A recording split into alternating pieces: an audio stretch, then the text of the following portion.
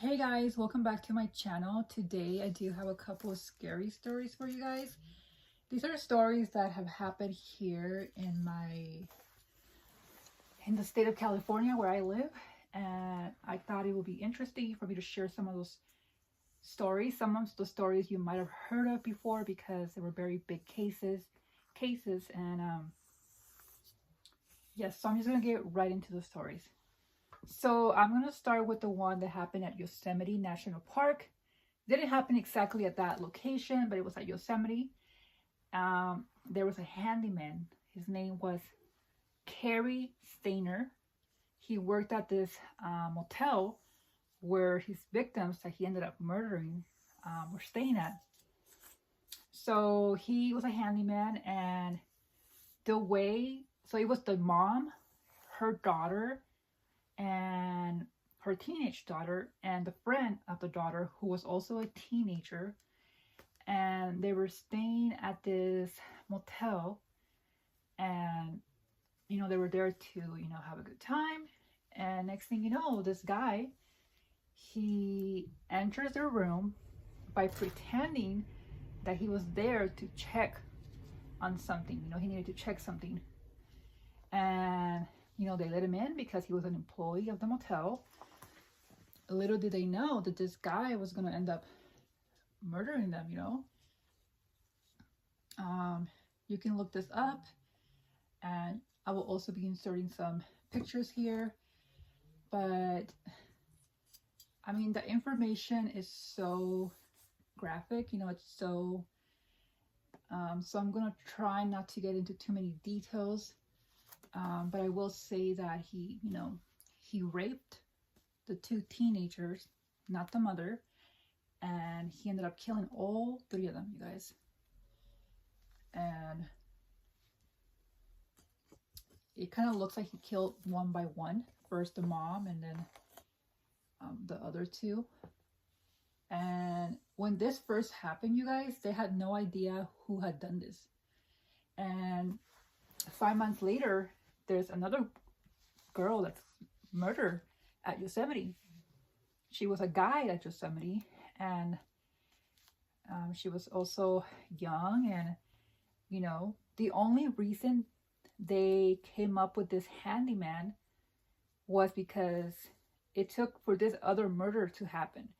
So when the first three murders happened with the mom and the two teenagers, they actually interviewed the employees at the motel, including Stayner, Cary Stayner.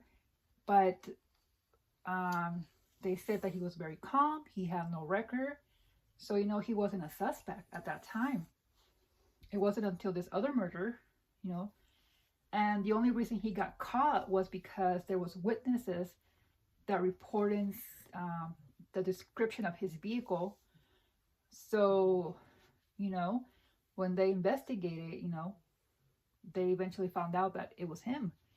They had no idea that it had anything to do with the other three murders from the motel.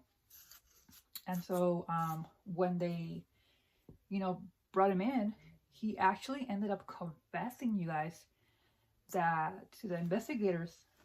He confessed to them that he also murdered, the other three victims. And yes, right now he's currently at St. Quentin State Prison. He is on death row, you guys. And he's been there now for a couple of years. I believe since like early 2000s. So he's been there a little while now, And currently I read something on him that there's beliefs, that he also murdered, I believe, one of his uncles. I believe there was an uncle that was shot in the back, and they now believe that it was him.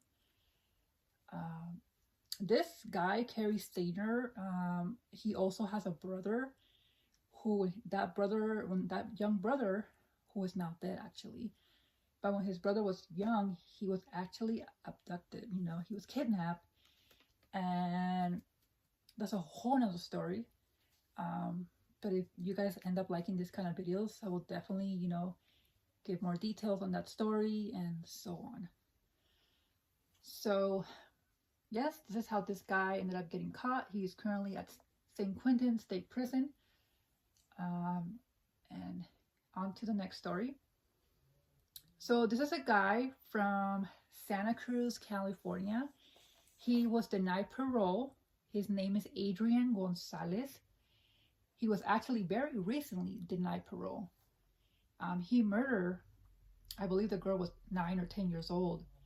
And the victim was someone that was living in this apartment complex building, in the same complex that he was living, you know.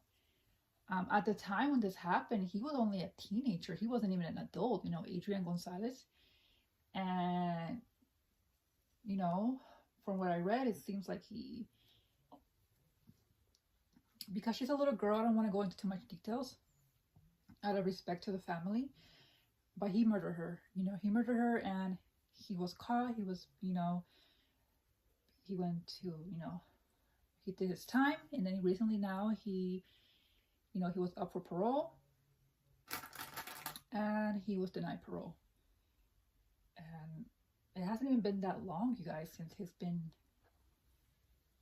at least not for me, guys. To me, this still seems something that happened very recent. So I was kind of shocked when I heard that he was denied parole. I was like, why was he even up for parole? Like, this, you know, it hasn't been that long, if you ask me. I know he was a teenager, but, you know, I mean, he murdered someone, you know, this young girl, you know. And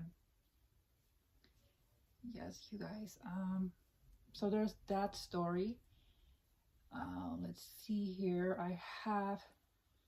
So there's a woman named Maria Alfaro. She murdered a girl, a 10-year-old girl named, I hope I'm pronouncing this right, Autumn Wallace. So this little girl was someone that knew her killer. She knew Maria Alfaro. And she went to her house, Maria Alfaro, you know, she went to her house with the intention of robbing this home because she wanted to get high on drugs.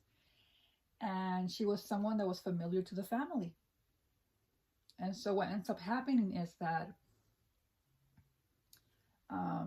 she goes into this house, and she thought for whatever reason that there was nobody home. But little did she know that Autumn was actually home alone.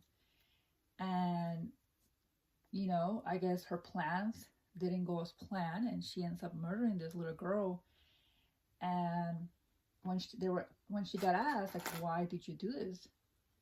And she told them, well, you know, I needed money for drugs. And, you know, she was there, and so she murdered this little girl. And now she is serving, you know, prison time. She is on death row, you guys. So there is that story that I have for you guys here. You know, a lot of these women here in California, from what I can tell, they're either on death row for murdering their husband, or they're either on death row for killing their own children, you guys. And obviously in this case with Autumn Wallace, that's not the case. I mean, she was not a family member, you know, to this little girl, but, you know, unfortunately, you know, this woman took her life. By the way, we do have family here visiting, so if you hear people talking, that's what it is. I was gonna wait a little bit to make this video, but they seem a little too comfortable. So I don't think they're going to be leaving anytime soon. So I just decided to film. So yes, those are the 3 stories that I have for you right now. I do want to make more videos like this because here in California, we have so many people on death row. And there's lots of stories that I can tell on my channel here because there's just so many stories. But I guess depending if you guys like this video or not, I'll maybe be posting more of this story soon. But I do hope you enjoy the video, and I'll see you guys on my next video. Thanks for watching.